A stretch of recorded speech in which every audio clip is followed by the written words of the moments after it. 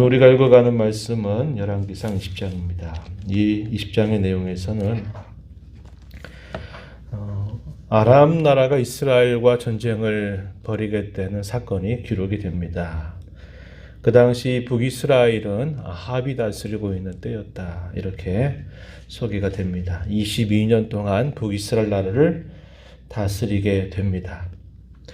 아합은 엘리야를 통해서 하나님이 살아계시다라고 하는 사실을 분명하게 목격했던 왕임에도 불구하고 여전히 그는 미온적인 태도를 가지고 있었습니다. 그리고 그의 아내였던 이세벨은 더욱더 마음이 완강해져서 엘리야를 죽이려고 하는 일들을 계속적으로 시도하니까 이 아합은 그 왕 후의 그 인도를 그대로 따라가면서 그런 태도를 바꾸지 않는 겁니다.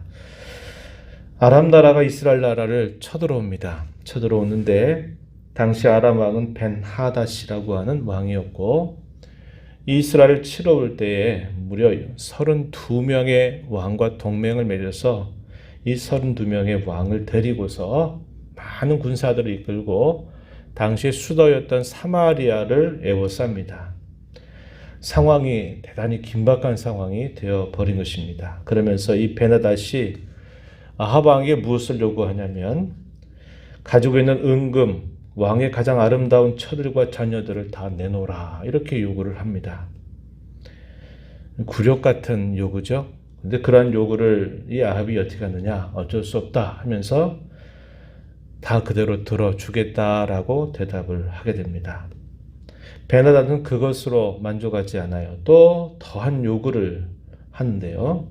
6절 가서 보면은 너의 집과 너의 신하들의 집을 수탐해서 우리가 가져가고 싶은 대로 다 가져가겠다라고 이렇게 요구를 하게 됩니다. 그러자 아합 왕의 신하들은 왕은 그 말을 더 이상 듣지 말라고 이렇게 이야기를 합니다. 왕은 듣지도 말고 그의 요구를 허락하지도 마옵소서 이렇게 말합니다.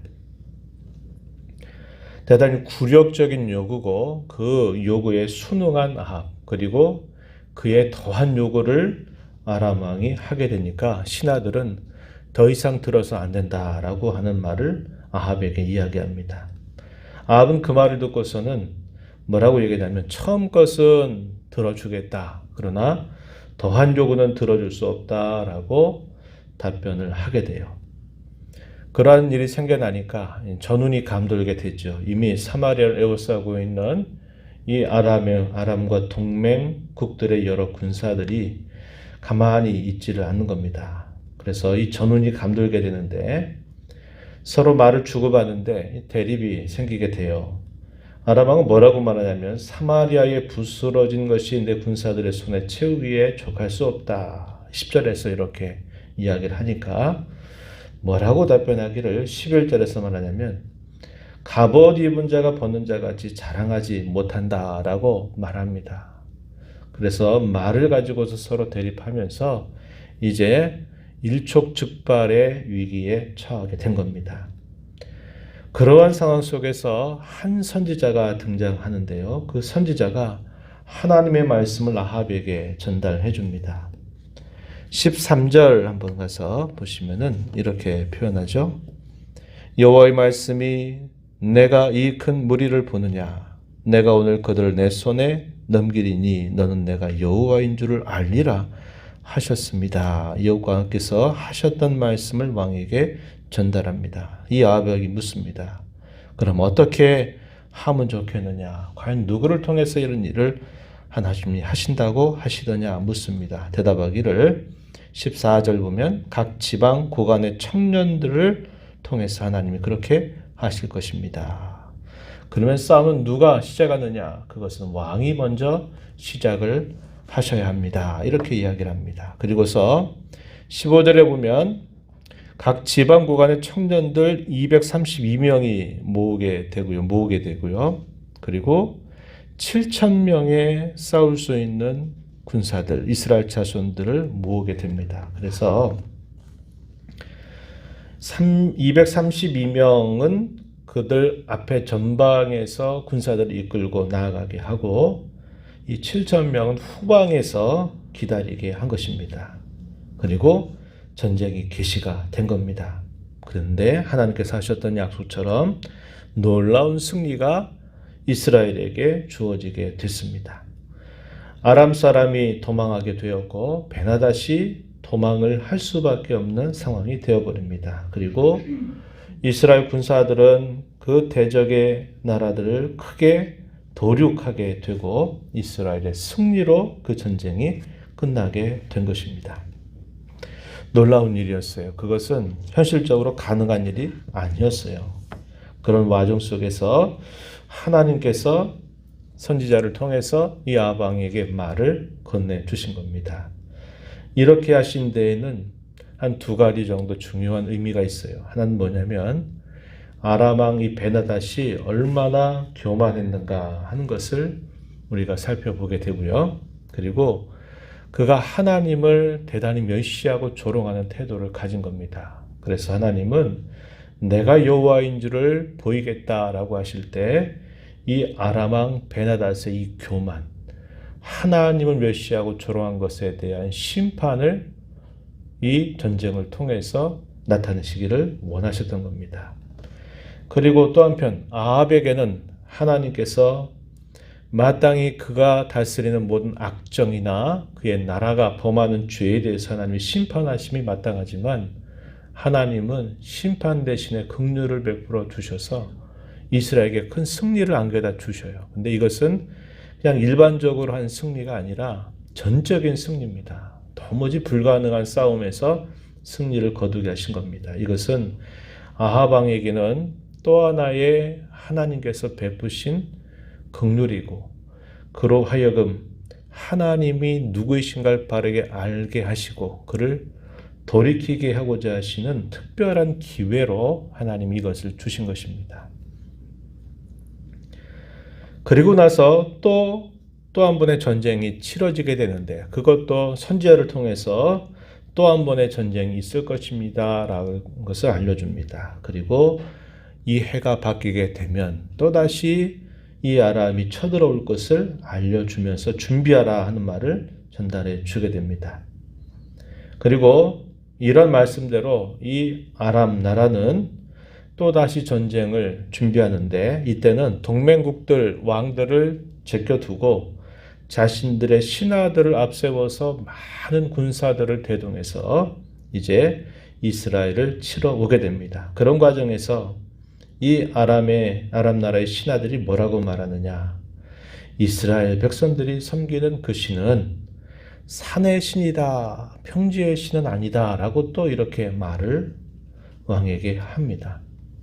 산에서는 강할지 모르지만 우리가 평지에서 전쟁을 벌이게 된다면 이스라엘은 우리가 넉넉히 승리할 것입니다 라고 이 아람 왕 베나닷에게 그의 신하들이 이렇게 말을 하게 됩니다.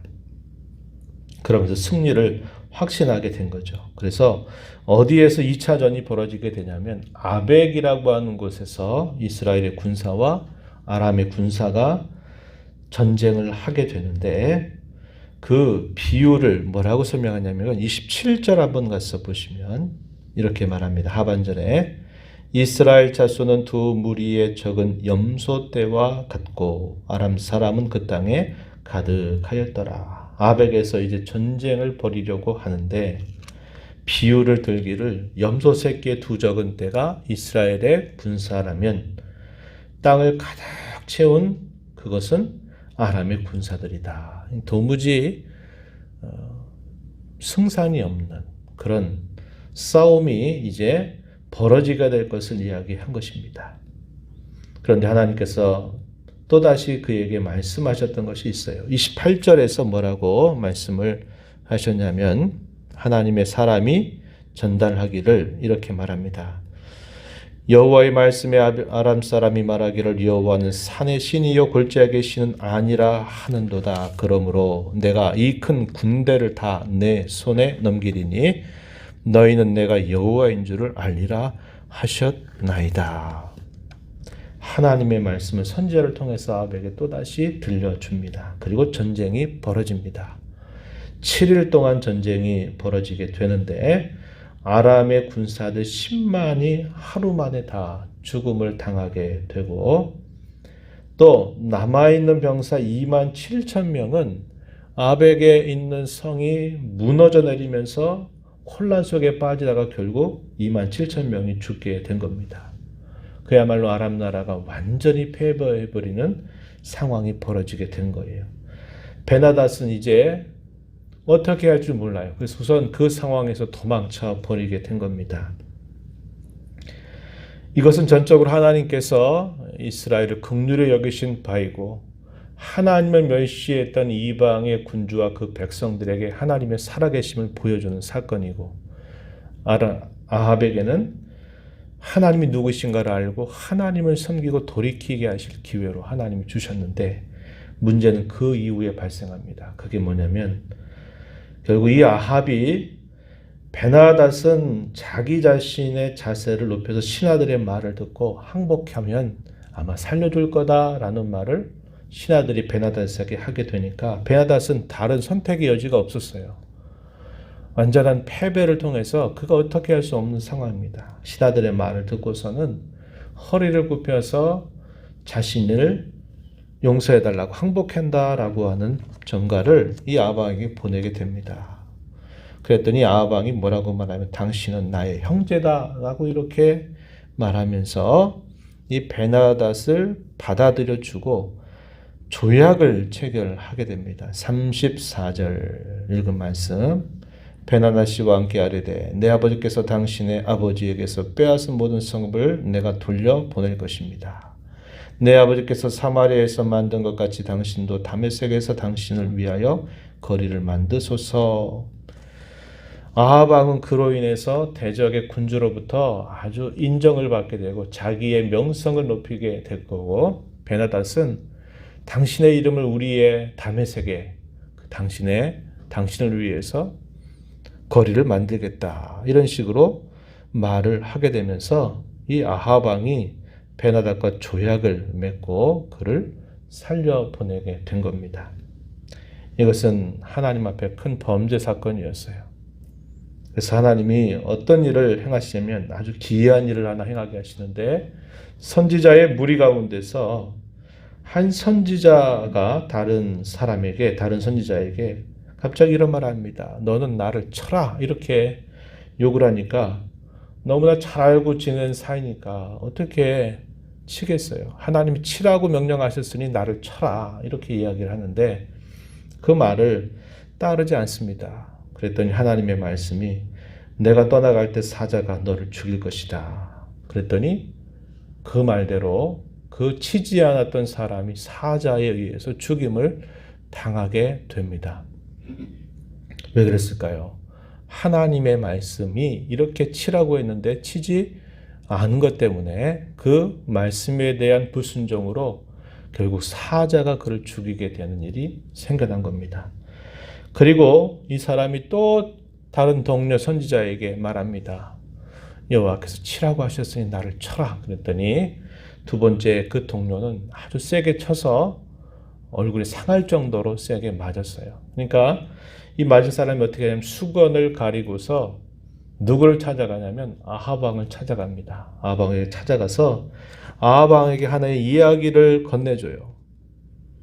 그러면서 아합 왕이 뭐라고 이야기하냐면 40절 하반절에 네가 스스로 결정하였으니 그대로 당하여야 된다. 이렇게 말합니다. 이 이야기는 아합 왕이 베나닷을 받아들이고 그와 조약을 맺은 것에 대한 우회적인 이야기를 그대로 건넨 겁니다. 근데 아합 왕은 그게 자기에 대한 이야기인 줄 모르고 그 말한 사람의 이야기인 줄로 받아들이고 네가 닭을 짊어져야지, 네가 책임져야지 라고 이렇게 대답을 한 겁니다. 그랬더니 뭐라고 이야기하냐면 42절입니다.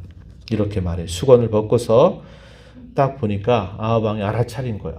이 사람이 선지자였구나를 알아차릴 때 그가 하나님의 말씀을 아합에게 전달합니다. 42절 여호와의 말씀이 내게 멸하기로 작정한 사람을 내 손으로 놓았은즉 내 목숨은 그의 목숨을 대신할 것이고 너의 백성은 그의 백성을 대신할 것이다 라고 하나님이 말씀하셨습니다. 이렇게 여호와의 말씀을 아합에게 전달해요. 이 말을 들은 아합이 이제 답답한 마음을 가지고 어찌할 줄 모르는 그런 모습으로 사마리아에 돌아갔다. 이렇게 표현을 해줍니다.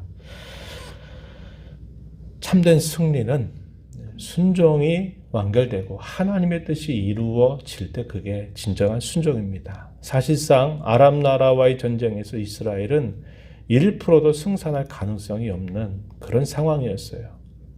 하나님이 승리하게 하시겠다라고 약속한 말씀을 선지자를 듣고 그렇게 한 것입니다. 그래서 승리를 거두었어요.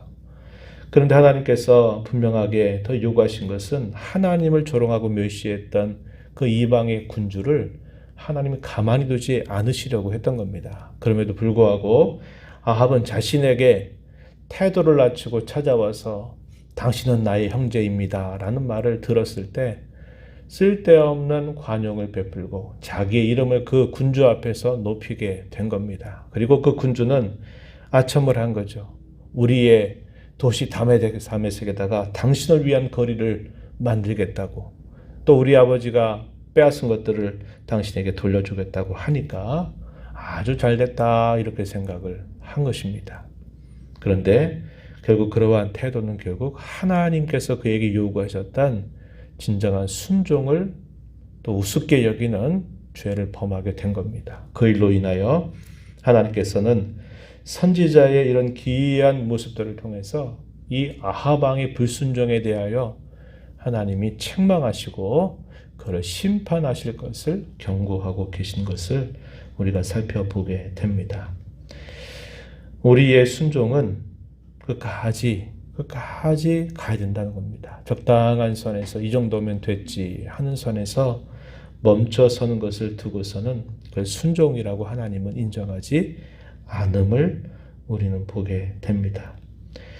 전쟁의 승리가 마치 자기가 된 것처럼 또 착각하고서 자기 앞에 자세를 굽신굽신하는 그 교만했던 베나다시 자세를 낮추게 되니까 옳거니 좋다 하고서는 그의 모든 것들을 그대로 받아들여주고 하나님이 원치도 않은 조약을 체결하는 이런 태도는 결국 하나님이 받으셔야 할 영광을 자기가 갈취하는 죄를 또 범한 것이 되기도 한다는 겁니다. 마땅히 모든 영광은 하나님께 돌려져야 될 것이고 우리는 하나님 앞에 순종하는 일에 있어서 하나님 앞에 끝까지 그분의 마음을 헤아려 순종하는 자세로 살아가야 될 하나님의 사람들임을 다시 한번 배웁니다. 이 말씀 마음에 새긴 차로 이 하루 남은 삶을 말씀 순종 잘하는 자로 하나님께 합당한 영광을 돌려드리는 자로 살아가는 저와 여러분이 되기를 진심으로 바랍니다. 하나님 아버지, 이 새벽 시간에도 저희들을 깨워주셔서 오늘도 생명을 주시고 호흡을 주신 하나님 앞에 나와서 찬송을 드리며 오늘도 저희가 함께 있는 이 말씀을 통해서 하나님이 오늘 저희들에게 무엇을 원하시는지를 살펴보게 하시니 감사드립니다.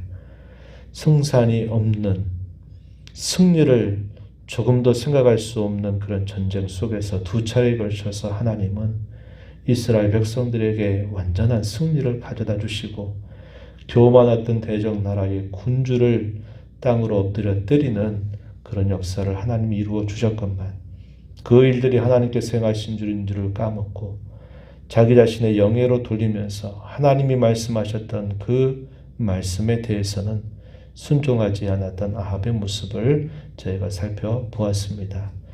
이 땅을 살아가는 동안 저희에게 하나님께서 행하신 모든 일들에 대하여 늘 감사와 찬송과 영광을 하나님께 돌릴 줄 아는 저희들의 삶이 되게 하시옵고 저희들에게 요구하시는 하나님의 그 순종이 무엇을 뜻하는지를 잘 깨달아서 언제나 부족함도 많고 허물도 많지만 늘 순종하는 일에 하나님 앞에 늘 마음을 기울이고 힘써가는 복된 삶을 살아가는 저희가 되게 하여 주옵소서. 은혜의 보호자 앞에 나와서 아버지 은혜를 간절하게 구하는 심령들의 간구를 기울여 주시고 응답해 주시기를 바라옵고 예수님 이름으로 기도하옵나이다. 아멘.